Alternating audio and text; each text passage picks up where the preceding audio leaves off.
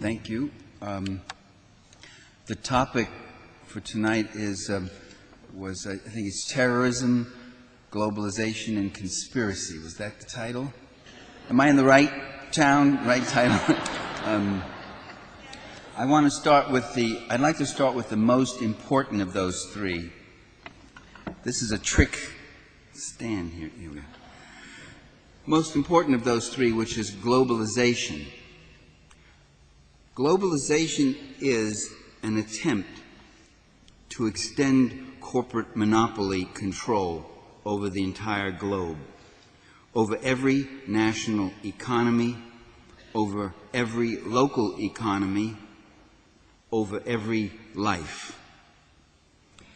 It does this by treating international corporate property rights and international corporate investment rights as supreme, as taking precedence over all other rights, including our democratic sovereignty. You know, globalization has been treated by its proponents as a natural, inevitable process. First we had local economies, then they naturally became regional economies, and then national, and then international, and now one big global economy. It just happens that way. In fact, there's nothing inevitable about it, and there's certainly nothing natural about it. Globalization is being forced upon us through a series of secretive international trade agreements. Globalization really, when you look at it historically in a centuries-old context, is a future variant of imperialism. Imperialism is that system in which the leading dominant elements in one country expropriate the land, the labor, the resources, the capital of other peoples and other countries. And imperialism itself is an expansionist form of capitalism.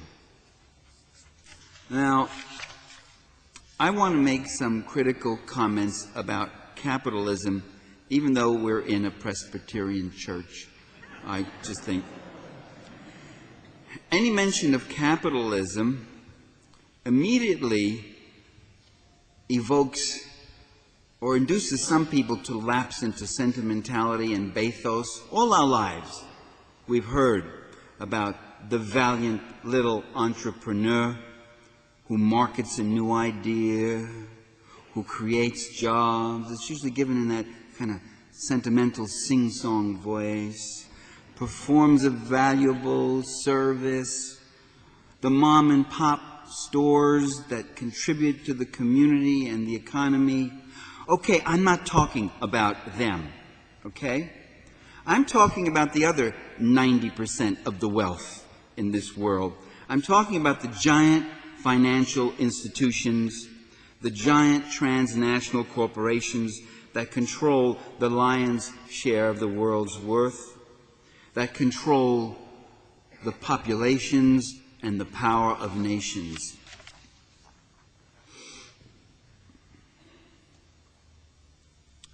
You can't talk about globalization and imperialism without talking about capitalism, although some people manage to do it and try to do that all the time. We're taught a few things about capitalism. We're taught that it's a system that works.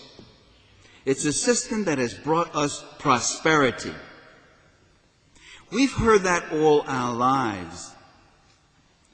Now, I'm going to try to convince you otherwise, and I'm going to do it in 2 minutes. Okay? Actually, I think some of you already have certain suspicions about that system.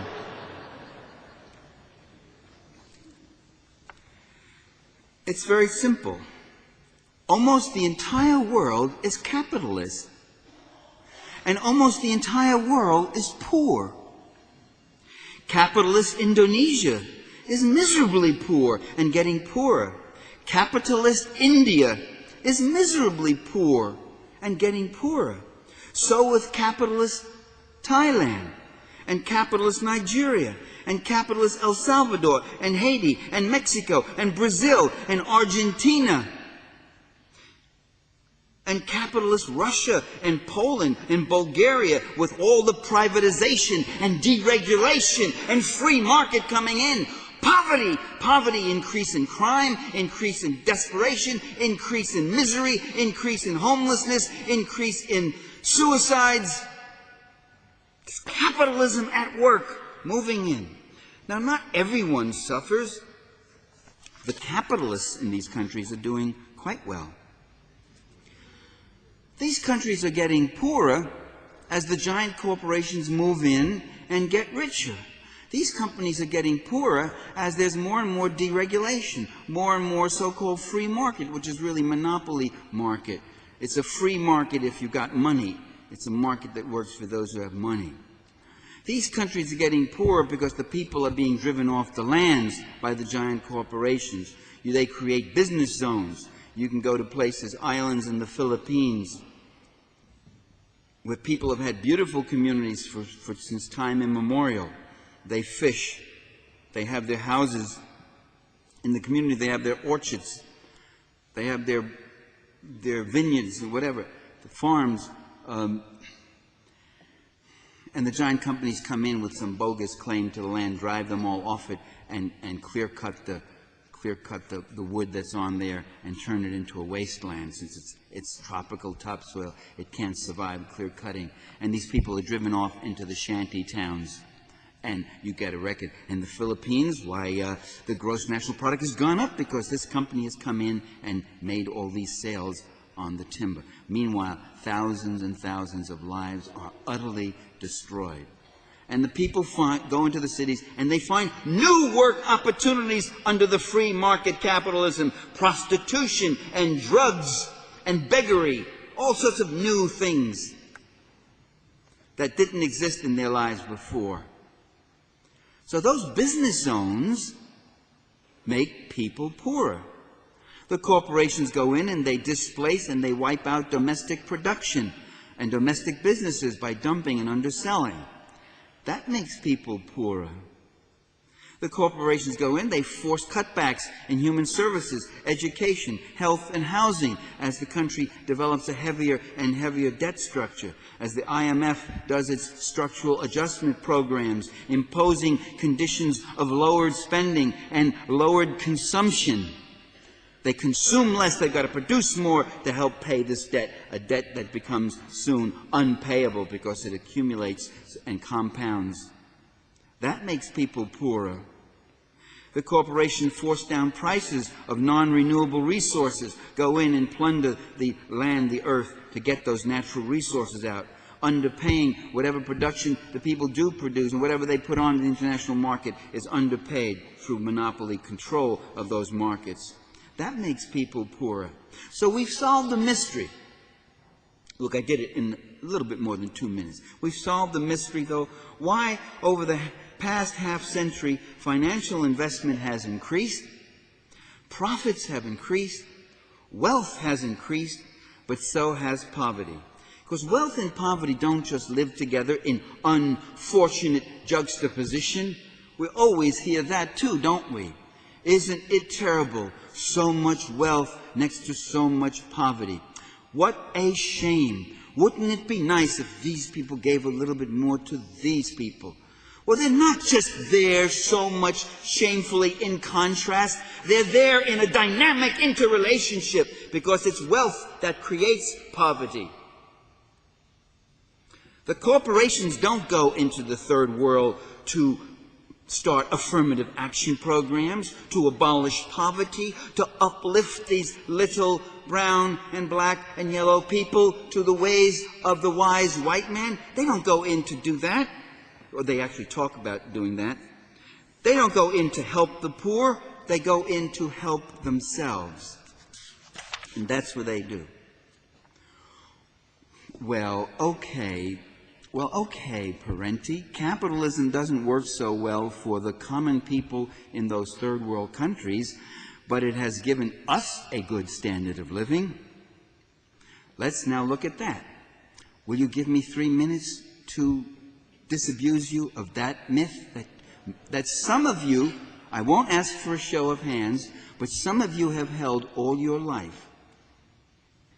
Let's look at our own North American society. Let's put aside the massive inequalities. Let's put aside the tens of millions who struggle from hand to mouth. Let's put aside the many who call themselves middle class but who live without any real economic security. Let's put aside the desperate ones at the very bottom. Let's put aside the attacks and impoverishment on the public sector and the destruction of a livable environment. Let's just put all that aside for a minute, those little things.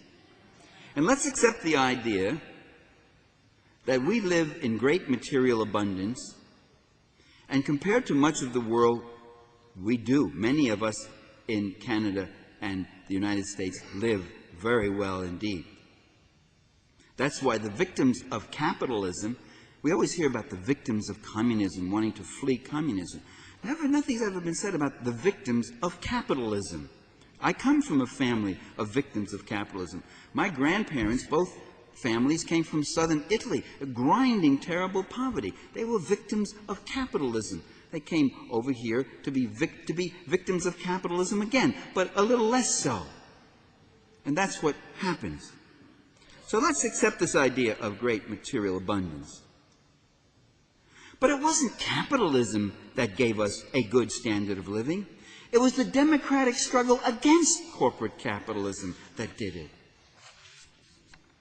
I mean, why don't Canadians work for 15 cents an hour as people in Haiti and Indonesia do? Is it because you're just so much more self-respecting, you just wouldn't do that?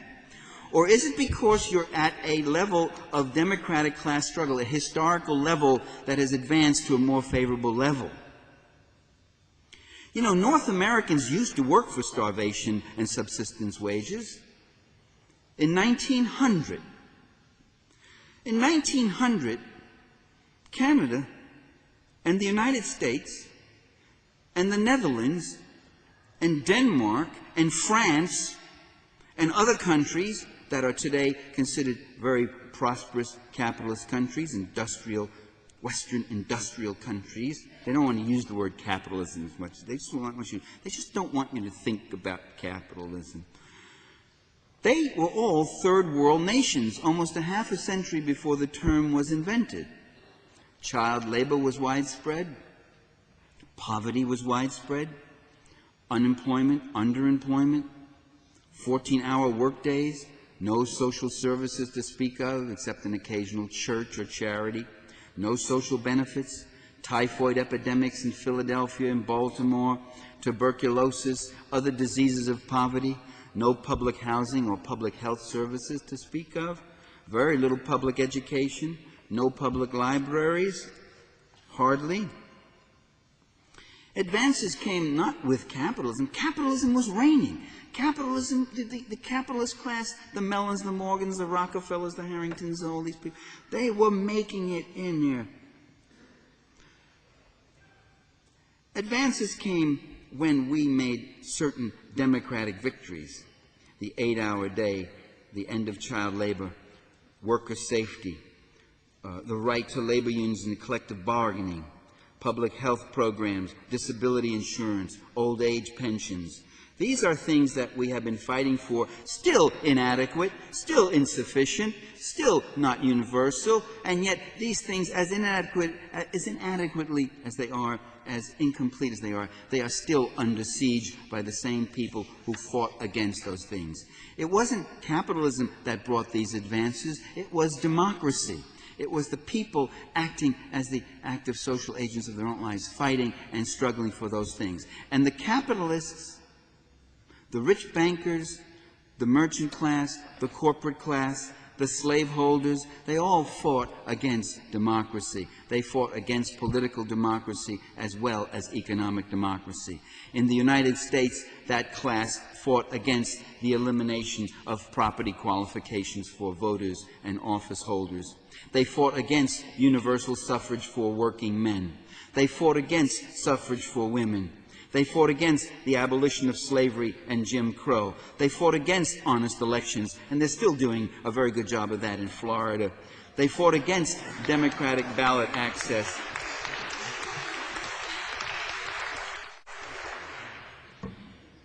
They fought against proportional representation, campaign finance reform, civil liberties, and they're still fighting against these things. They're fighting against every bit of political democracy and every bit of economic democracy that benefits the people. So why do you credit the capitalists with the gains that you made against the capitalists? Why do you credit the people who fought tooth and nail and claw and fang against every one of these things, who are still fighting, who are still rolling it back, doing it right here in British Columbia, as you know, fighting against, trying to degrade our standard of living? Every democratic victory we've made is under siege, continually fighting to drag us back to 1900. Why do we credit them with giving us a good standard of living? If they had their way, our kids would be working in those factories 14 hours a day, 7 days a week. Credit yourselves, brothers and sisters. So when we say that capitalism works or doesn't work, we must specify for whom. In one important sense, it's incorrect to say that capitalism doesn't work well in third world nations. For the capitalists, it works much better in Indonesia than it does in Denmark. The rate of profit and capital accumulation per dollar invested in Indonesia is 4, 5, 6, 10 times higher than it is in Denmark. Obviously, if you can pay people 15 cents an hour, 12 cents an hour, instead of having to pay them, as in Denmark, with benefits and all that, many, many dollars an hour, you're going to be making much more money. The public sector is smaller. Regulations are less or non-existent or very poorly enforced than they are in, say, the Western European or North American countries. Their goal is the third worldization of everywhere. That's the goal of finance, international finance, corporate capitalism, the third worldization of everywhere. Their goal is to get us back to 1900. I, as a corporate capitalist, every dollar I've got to spend on stupid, annoying, frivolous, unnecessary things like wages and health insurance and pensions and occupational safety and environmental protection. Every dollar I've got to spend on something idiotic like that is one less dollar for me. When will it stop? When will my oppression stop? Now you want seniority rights, now you want collective bargaining, now you want vacations, now you want paid vacations. When will this stop? Until you drag me into total poverty, until I have nothing left on my estates? Okay.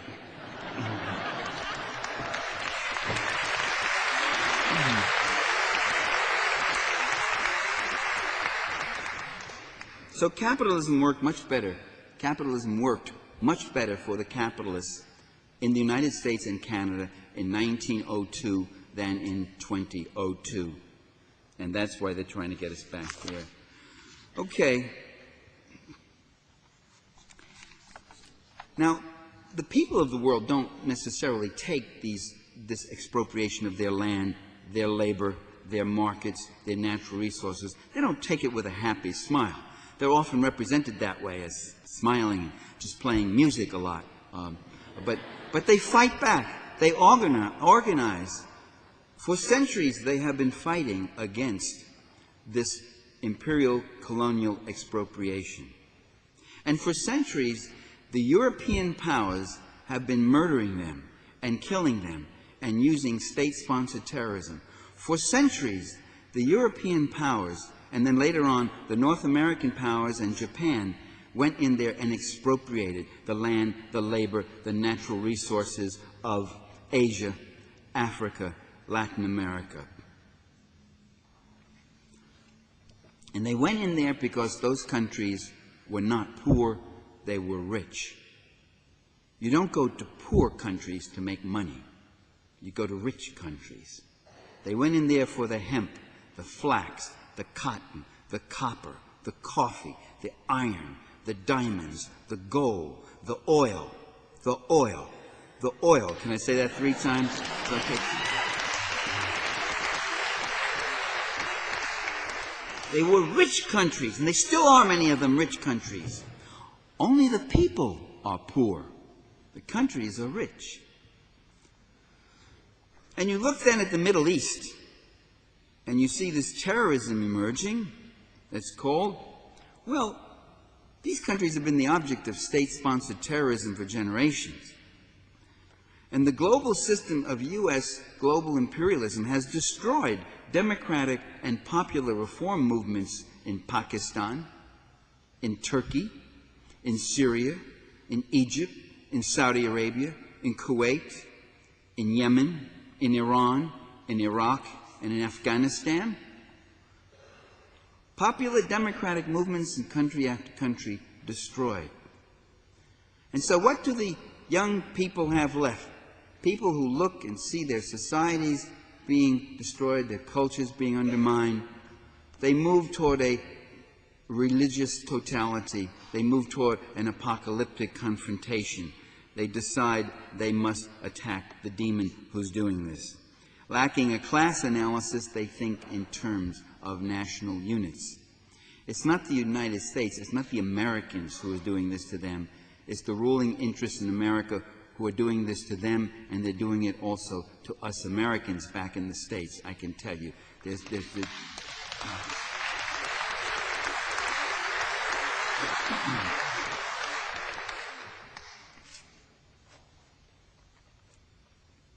Let's look at Afghanistan. Well, the U.S. has convinced the U.S. public that Afghanistan was a war to stop Soviet aggression. In fact, the Afghan government was a left military government that took over against a rightist government that was purging the left. And then it found itself under siege from Pakistan, from surrogate forces from Pakistan and from the CIA, and moved into Afghanistan. That government was targeted.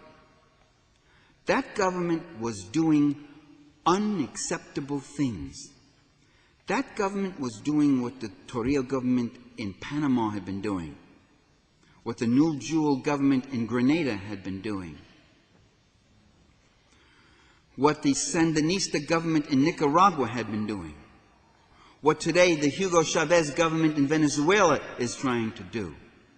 That government was indulging in land reform, putting in minimum wage laws, legalized labor unions in Afghanistan, put up public education programs for boys and girls, which was an unusual thing, and the like. That was the Soviet-supported government. The Soviets came in after repeated requests by that left military, and then came this very ugly war.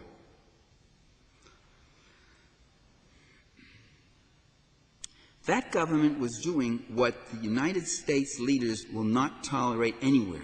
They will not tolerate any government in the world that is attempting an alternative system outside of the globalization process, outside of that system of U.S. multinational, transnational, global finance capitalism. Outside, even another capitalist country that's trying economic nationalism and developing itself on its own terms, even that will no longer be tolerated. That was tolerated. When there was a Soviet Union, that was tolerated.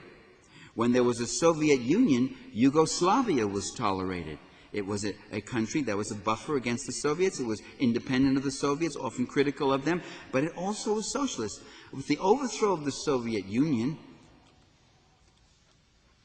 the ruling interests in Western capitalism have come to certain realizations.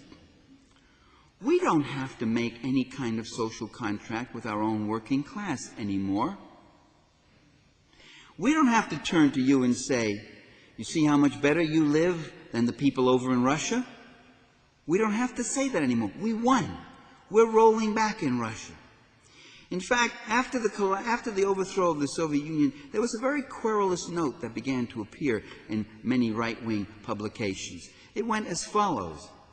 If now in the former communist countries we're having total free market deregulation and takeover and privatization, why must we still tolerate here in our own countries, why must we still tolerate social programs and public ownership and regulation and the like? We don't have to tolerate that anymore. And you workers, you can forget about lifelong seniority or job security, whatever else. You got nowhere else to go. You can go turn any color you want, red, pink, whatever else, but there's no Soviet menace anymore there. You don't have a base. You don't have a global base anymore. And they could turn to the third world countries that they were giving aid to and saying, we're going to build you up and build a prosperous middle class and make you a little bit more like Western Europe or North America so that you will not be tempted to go communist, and which means go socialist. Want to keep you capitalist, but a kind of a capitalism with a human face. Well, capitalism with a human face is now capitalism in your face. And they don't have to do that anymore.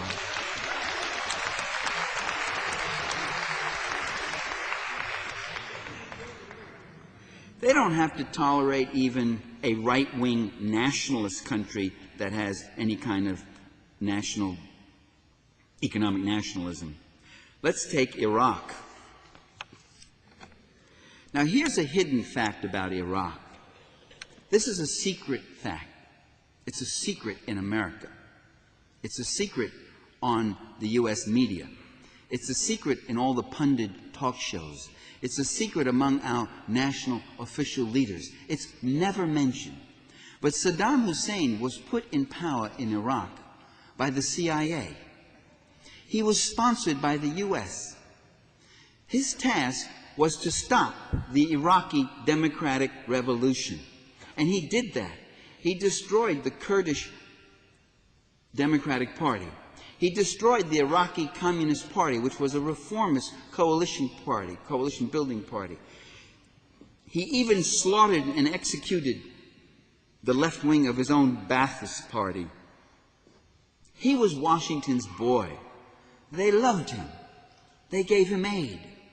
They built those chemical and bacteriological factories that he had in Iraq. That's another secret that you're not told. It was the U.S. that not only knew about this C&B warfare, that's come out in the press. It seems certain U.S. leaders knew that Saddam Hussein had chemical and bacteriological weaponry back during the Iraq-Iran war. They knew about it. Of course they knew about it. They gave it to him. They gave him the technology. That's another secret that's never told. So he was Washington's baby boy. They loved him. Fair-haired boy, until he got out of line, on oil prices, until he started showing himself to be an economic nationalist. He didn't turn Iraq into a comprador client state and say, come on in, boys, it's all yours, take it, any terms you want, pay them any wages you want, don't worry about anything, no public services, none of that stuff, you take what you want on the terms that are totally favorable to you, just make sure you give me something. He didn't do what leaders did in Turkey and other parts of Africa and Latin America and whatever else. Instead, he became an economic nationalist. He started public education programs. He started public health services. Iraq, before 1991, had the highest standard of living in the Middle East. That was destroyed by a president named George Bush, George I. All sorts of reasons have been given by U.S. leaders regarding why we must attack Iraq. Many of those same reasons were given under the reign of George I. When George I decided to attack Iraq, he said, we have to go in because Iraq is threatening to invade Saudi Arabia. That was false. There were no Iraqi troops massing on the Saudi border. Even the U.S. press reported there was no evidence of that.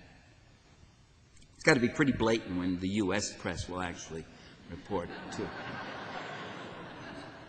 Then they said, well, we've got to go into Iraq because they're committing these terrible atrocities against the Kuwaitis. They just took 500 Kuwaiti babies, ripped them out of incubators, and threw them on the hospital floors. Iraqi soldiers laughing and ha ha ha and bayoneting these babies and all that. And some of us sat there and said, 500 incubators in a country with 3 million people. All of Los Angeles County with 14 million people has about 50 incubators in major public hospitals. Wait a minute. Does Iraq specialize in premature babies? What is this? They just happen to have 500 babies. That story too proved to be a total fabrication. Please don't do that. This thing needs it doesn't have it. That story too proved to be a total fabrication. They made all sorts of stories up. There was another reason for going to Iraq. They said this would create jobs for the economy. I'm not kidding you. Secretary of State at that time under George I, James Baker, said, this war will create jobs. We wanted to get the Americans interested and hyped up about Iraq. And I thought to myself, well, now George I has been in office for 3 years. He has never evinced any interest in creating jobs for Americans before. Isn't this unusual? And I thought, creating jobs, well, child pornography creates jobs. Auto accidents create jobs.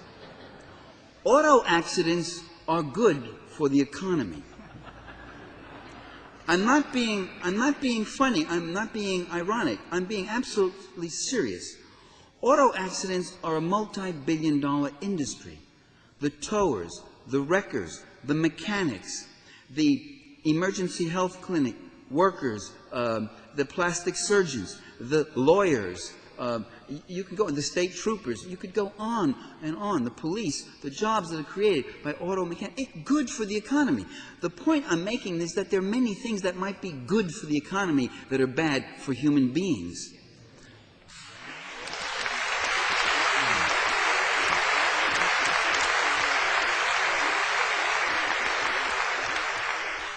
Then in November of 1990, the George I government came up with another reason. A poll had just been taken. I don't think it was even sponsored by the government. It was a private poll taken, national survey poll, Roper or one of those groups. And it said, if Saddam Hussein has nuclear weapons, would you support a military action against him? And that, for the first time, the lukewarm American public went up and said yes. But even then, by the way, even right on the eve of the war, the U.S. public, by overwhelming majorities, preferred negotiated withdrawal of Iraq from Kuwait and negotiated settlement of the conflict rather than committing U.S. forces to that place. Once the forces are committed, then many of my mindless compatriots get up there and rally around the flag and got to support our troops. They're there now. And the flag happens to be wrapped around the president. And there's this eternal menace and external menace and evil. And so we have to back the president for our own security. And that whole dynamic does kick in. Now that was very interesting, that poll. That was seized on by the Bush administration in 1990 as the reason to go after Iraq. And that is the very same reason that got resuscitated just several months ago, isn't it? Right here by George II. We have to go in because Saddam Hussein has weapons of mass destruction. The other reason we have to go in is because linked to Al-Qaeda. Saddam Hussein isn't linked to Al-Qaeda. They are orthodox, fanatical Muslims. Hussein was a secularist. He has a secular state. He wasn't, there are mosques in Iraq, and there's prayers, and they're announced, and there's all that stuff. But they don't love that guy. He doesn't have links to Al-Qaeda. The Bush family has more links to the bin Laden family than...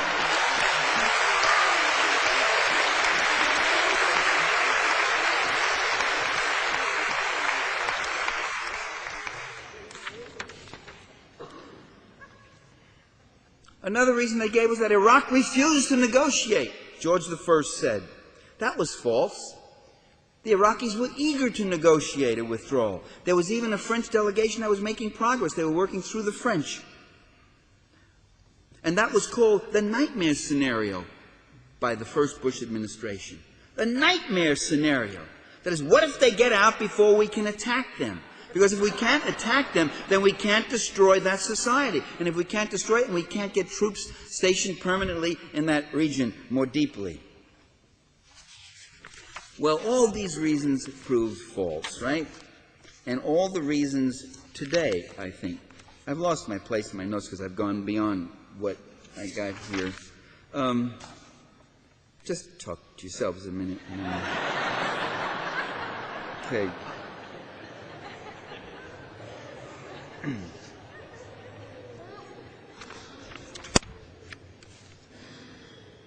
Now you can do one of two things. Oh, let me tell you about noncompliance. I have here the statement made in December 98 by the Iraqi Minister of Foreign Affairs. He said, "Why do they charge us with noncompliance?" In fact, the United Nations brought in inspection teams, and they performed 427 inspections at 427 different sites. 422 of those inspections were proved to be in perfect compliance and cooperation. They charged us, out of 427, they charged us with 5 cases of non-cooperation. 5. These were the cases. 1, they wanted to inspect the small headquarters of a political party, the Arabic Socialist Party. We asked them, what is the relationship between small headquarters of a political party and a disarmament mission? They didn't answer. But that 20-minute, 50-minute delay where they questioned, that was called noncompliance. They did go in and investigate the headquarters. The same thing happened with the what had been the office of the Deputy Director of Special Security. They said, or rather the Iraqis said, this headquarters has been converted into a guest house. It's not an official place at all. And they argued with them. The fact that they had taken about 30 minutes or delayed the inspection 30 to 45 minutes, that too was cited as another example of noncompliance. Another example of noncompliance was an American named Diana Simon. She insisted that she could go to Baghdad University and interview all the undergraduate students in the Science College. The Iraqis raised questions about that and said that's an unrealistic thing to do. That's incredible. What has that got to do with disarmament? What do undergraduate students have to do with disarmament? You can certainly interview the postgraduates for the master and doctor's degree in science if you think they're involved in any kind of weapons development. This was the level of non-compliance. The UN has also reported that every year since 1998, the Iraqis have been in full compliance with the yearly UN inspection team. I was in Iraq and met UN forces. They were right there in Baghdad, or personnel. I shouldn't say forces, personnel. Well, now at this point you can do one of two things. You can stop with a liberal complaint and say, all the reasons they've given for wanting to attack Iraq are stupid, are wrong, are false. So aren't they stupid? Aren't they so stupid? That's what you could say. Or you can take a radical analysis. You can make a radical analysis and say, no, look at it in this larger context that I've been trying to give you tonight. They're not stupid. You're stupid if you think they're stupid. You're stupid if you think your enemies are stupid. I know that all of North America is full of liberal intellectuals who love to say how stupid their leaders are. In the U.S., I can tell you, everybody in the U.S., everybody's making jokes about how stupid George Bush is. I tell my fellow countrymen and women, I say, you know, we keep electing these stupid leaders. Does this have any reflection on our intelligence? I thought Canadians would like that joke. You hear this all the time. Ladies and gentlemen, it's time we give less emphasis to how stupid these people supposedly are and give more attention to how vicious and relentless and uncompromising they are.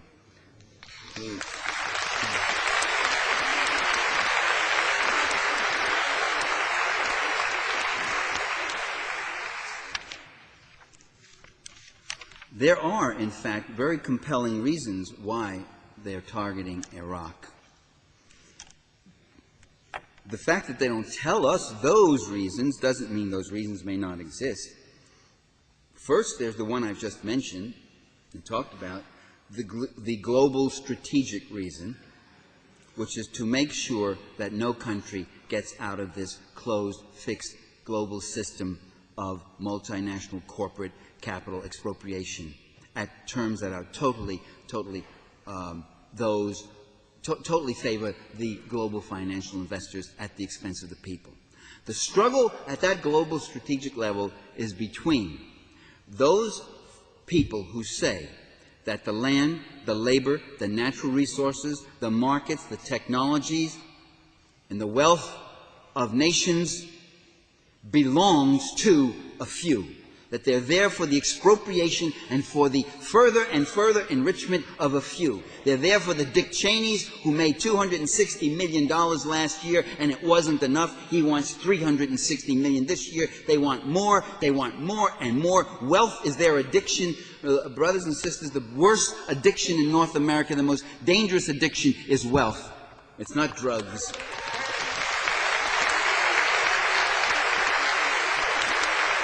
They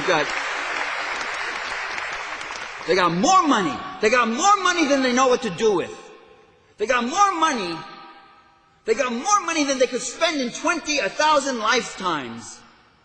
They've got more money and all they want is more and more and more and more of it. They're addicts. They're dangerous, dangerous addicts. And this is what we're fighting against. Now, so there's that global strategic goal, which is to get Iraq back in line as an impoverished, broken country, just as they broke Yugoslavia. Yugoslavia was another case.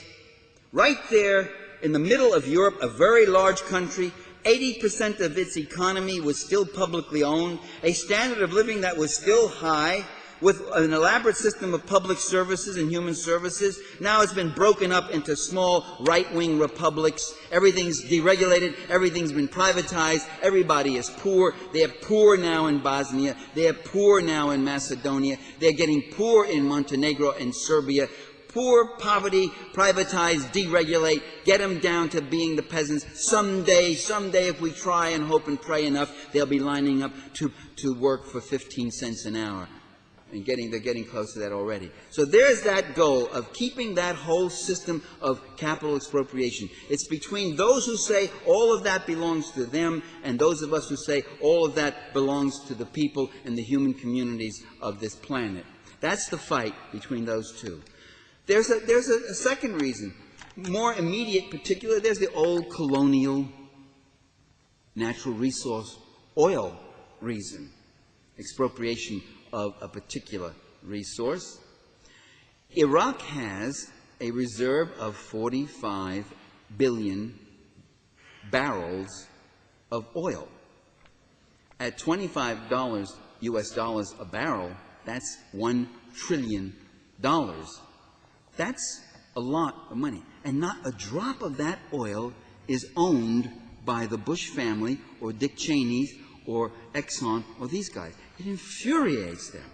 There have been French and Russian concessions made to the French and the Russians, but the U.S. wants to get in there and really grab it all and give the French and the Russians their 8% or whatever. So there's that to be considered also, direct colonial grab. There's a third reason. Just like with George I, there are very compelling issues that have been going on in the United States that have been redounding most unfavorably upon the Bush administration. Back during George I's day, it was the savings and loan scandal, a $1 trillion ripoff by people strategically placed of the public treasure, which U.S. taxpayers will be paying for generations to come. That was getting out in the national media. George I was facing the prospect of maybe 2, possibly 3 of his own sons going to jail. It all got blown right off the front page. It got blown right out of the news once he pursued that war against Iraq. And today, incredibly so, the very same thing is happening. It's the very same issues, not the savings and loan, but it's Exxon and WorldCom and corporations that have been plundering worker pension funds, that have been plundering their own employees, that have been plundering the investor class. It's a very interesting case where capitalism is such a self-devouring beast that it can devour itself. And the state, one of the functions of the state is to advance it's a rather contradictory thing. It's an interesting thing. One of the functions of the capitalist state is to advance the opportunities for devouring and expropriation. Another function it has is to contain that and stop it sometimes when it threatens, when the parasites threaten to destroy the organism upon which they feed. Argentina is a very good example of the failure of the capitalist state to keep the most pernicious, avaricious elements of that class from devouring the entire financial social structure. People's life savings gone up and stolen from them. So you had this happening, and because it was the investor class itself that was getting victimized in the U.S., a lot of this was getting in the press, and it wasn't looking good. It wasn't looking good even personally for Bush and Cheney. Bush with his relationships with Harkins and Cheney with Halliburton, 2 big corporations, where the same thing was happening. Stock prices artificially pumped up so that the value of their stock could go all the way up. And then with insider trading just before the slide down, they sold it off at incredible profits and then left everybody else holding worthless paper. Both Bush and Cheney did this. Both of them lied about not knowing anything about it. There's evidence they were in on it. Of course they were. That, too, blown right out of the news, right out of the paper. Who's going to talk about George Bush, world leader, world statesman, commander-in-chief, moving to fight the demon Saddam Hussein? Who's going to start talking about Harkin now? This guy belongs in jail, and instead he's elevated himself to king of the planet.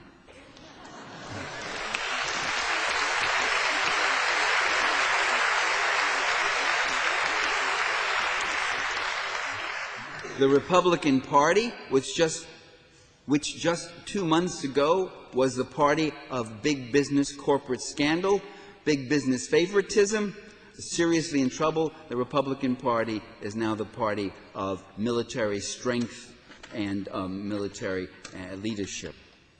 So this is what we're facing here. The war against Iraq will distract from domestic problems. It justifies increased military spending. It fuels the patriotic hype. It jacks up the president's poll ratings. It diminishes, they hope, the momentum behind dissent. But, you know, it doesn't always work so perfectly.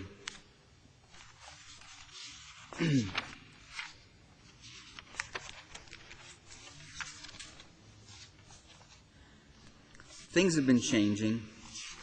Things have been developing for the better. There have been real questions raised about this coming war. There's a very real skepticism in the United States about this whole venture. There are people who remember the last one, who got all worked up with it. Let's go get him in Iraq. Let's go get Iraq. Let's go kill him. George I's approval ratings in January 1991 were 93% when he bombed Baghdad and killed all those innocent people. 93%, because this was war. As I told you before, these people mindlessly rallying around the flag. Within 10 months, George I, unbeatable, 93%. Within 10 months, he had lost re-election for President of the United States to a garrulous governor from Arkansas. What happened? Well, people woke up after the patriotic binge, and they said, USA, USA. Hey, you know, this is not paying the rent. USA, USA. You know, this isn't feeding the kids. You know, this isn't getting me a job. What's happening here? Did we get the whole story, or didn't we? There's another difference. That last war, the U.S. was able to corral the capitalist democratic leaders of all sorts of other countries to send troops and to participate.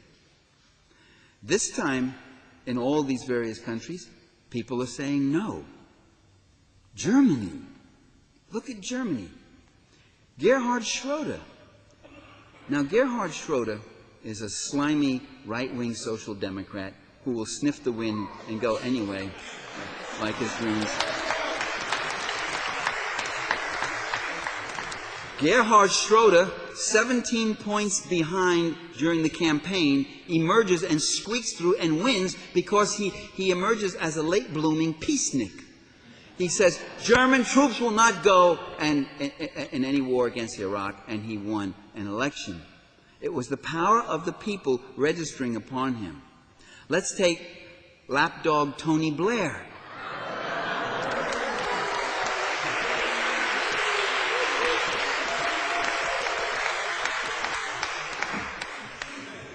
I call him the senator from England.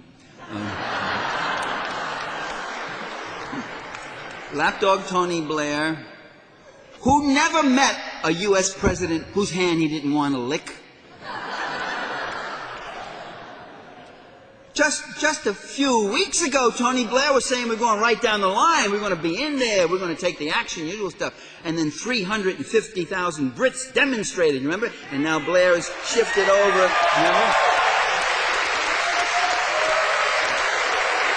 Right.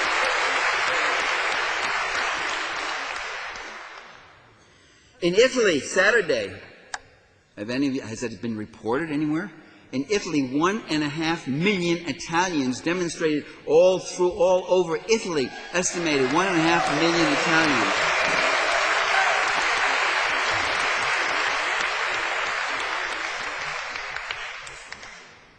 The people are aware and the people are moving, despite their stupidities, despite the way they can be fooled about things at times. It's amazing. What is amazing is that in the face of this monopoly propaganda that we get in the States, and I think you get a lot of it here in Canada too, in the face of that, we still have people who are questioning and who are wondering. The people of Ecuador, in weeks of civil siege, have forced the government to rescind privatization.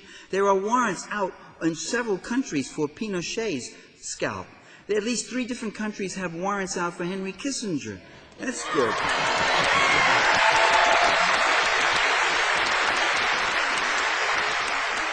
There's a struggle going on right now to keep the collective farms in capitalist Russia, to keep them and not give them up. There's land redistribution going on in Brazil, done by the people themselves, seizing the land all through southern Brazil. There have been massive demonstrations all over the world. There have been general strikes. Even in the U.S., demonstrations are beginning. We're beginning to gather momentum on this whole Iraq thing. I was in Marin County just 2 weeks ago. Marin County in California is vintage. It's California essence, you know. And I talked to the organizers there. They said, you know, we have a peace vigil, 10 people show up with candles against the war, and this past week we got up there and 150 people came with candles, and the people that kept going by in cars, a constant blasting of their horns. It didn't stop. It's what is that? Continual blasting of the horns, and people giving the thumbs up and cheering and saying, yes, no war, no war. Marin County said we had a demonstration. We were hoping to get 300 or 400 people, and 2,000 people came out in Marin County. That's Marin County. I mean, that's hundreds of people who abandoned their hot tubs, who who skipped their yoga classes, their meditation sessions, trudging the hot streets, some of them supplied with nothing more than a granola bar. I mean, the image is, it's inspiring. It's an inspiring, beautiful image, you know. It's moving all the rest of us. Just the other day in Cincinnati, 5,000 people came out in Cincinnati, Ohio. Now, Cincinnati, Ohio is considered part of the U.S. heartland. Some people call it the wasteland, but whatever. I mean, Cincinnati people, that was an unusual figure, and it's just starting. 5,000 people. That's hundreds, you know, leaving their bowling alleys and whatever else and going out there and doing these things. So, we have people in motion, and we must inform ourselves. We've got to organize and mobilize. We've got to join with other groups, labor unions, community groups, church groups, professional associations, at all levels. There's no going back to 1900. The future has to be not their future, but our future. Now, and at the same time, we have to, while mobilizing, reaching out to other people, we have to impact on our leaders and let them get the message right, let them know that you're not just speaking for yourself, but for many others, that they cannot pursue this kind of course. Well, people sometimes say to me, well, what do you have, a conspiracy theory? Do you think there's some, do you think these leaders are just deliberately trying to manipulate the whole world just to suit themselves? What do you say? Conspiracy theorists. How do you like that? I mean, do you think there's actually a group of men sitting in a room who sit there and are plotting these things? For some reason, do you hear that? You have that up here? You think there's a group of people sitting around in a room? But somehow that image is supposed to be very compelling, you know, so improbable. And I always say, oh, no, they don't sit around in a room. They meet on carousels and they talk to each other that way. Or they do, what do they call that? Free falling. No, with the parachute guys? They all lock arms. You see those parachutes? What? Skydivers. They all skydive. You see them locking arms. What do you think they're talking about when they're all locked arms like that? That's where they meet. Of course they meet in rooms. Where the hell else do you think they're going to meet? They have... Do you have a stochastic theory? There's a word. Look it up. Look it up. Stochasticism is the theory that everything happens by chance. So you have a coincidence theory? Stuff just happens. Oh, George the First wanted to bomb Iraq. George the Second wants to bomb it. It just must run in the family.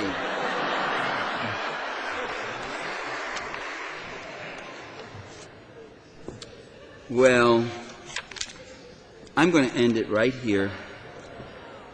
I'm going to say, you know, in ancient Rome, it was mentioned that I've just written this book called The Assassination of Julius Caesar, People's History of Ancient Rome.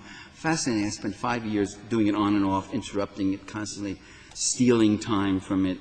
But it was a fascinating book. But I think all of these issues, all of these things began in ancient Rome.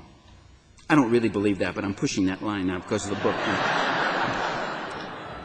But let me tell you something about ancient Rome.